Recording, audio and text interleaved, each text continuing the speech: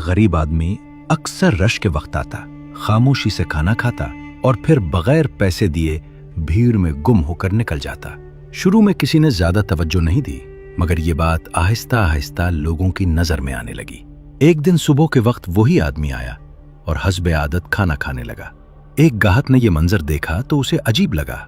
वो मालिक के करीब गया और आहिस्ता आवाज में कहा, यह शख्स हर बार रश का फायदा उठाकर खाना खाता है और बगैर हिसाब दिए चला जाता है।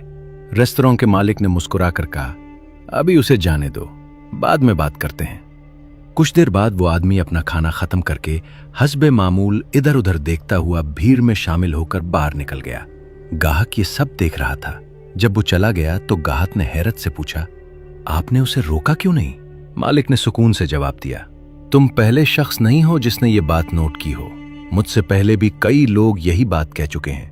वो आदमी अक्सर बाहर बैठता है और जैसे ही रश बढ़ता है अंदर आकर खाना खा लेता है और चला जाता है। गाहक ने पूछा, फिर आपने कभी उसे रोका क्यों नहीं? मालिक ने हल्की शख्स मुस्कुराहट के साथ कहा, मैं काफी अरसे से उसे देख रहा हूं, मगर मैंने कभी उसे रोका नहीं, न ही उसकी तजलील की।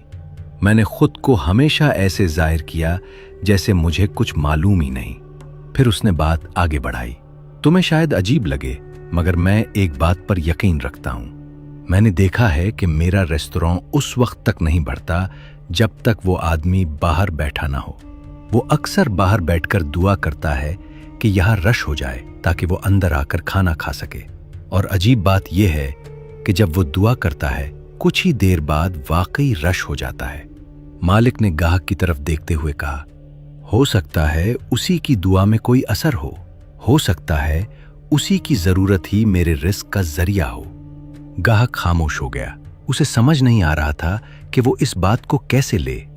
मालिक ने आखिर में सिर्फ इतना कहा, बाज औकात हम समझते हैं कि हम दूसरों को खिला रहे हैं, मगर हकीकत ये होती है कि शायद वही लोग हमारे रिस्क का सबब बने होते हैं।